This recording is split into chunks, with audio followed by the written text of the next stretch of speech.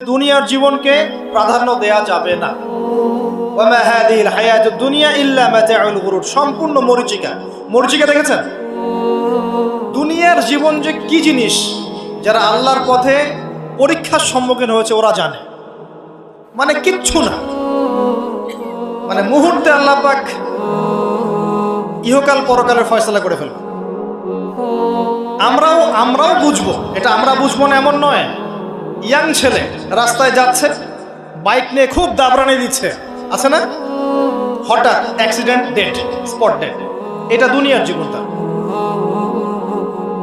সারা জীবন দুনিয়ার পিছনে ছুটেছে, শেষ বয়সে হতাশ, কিছুই পেলাম না। পাবে না, কারণ আল্লাহর পথে না চললে শেষ বয়সে গিয়েও কিছু পাবেন না। যন্ত্রণা, হতাশা, গ্লানি ছাড়া। তখন দেখবেন আত্মহত্যা করে শেষ, ডেড। দেখবেন অনেক প্রতাপশালী বাচ্চা বড় বড় লেকচার দিচ্ছে, হঠাৎ রাস্তায় হাঁটতে হাঁটতে ডেড।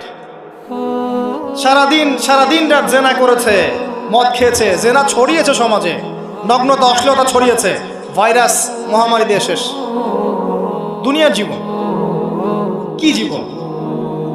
চোখের সামনে অহরহ এগুলো ঘটনা দেখছি আমরা।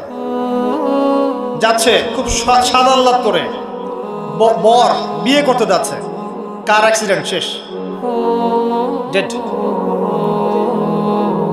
কিছু সাহাবী তো এমনও ছিলেন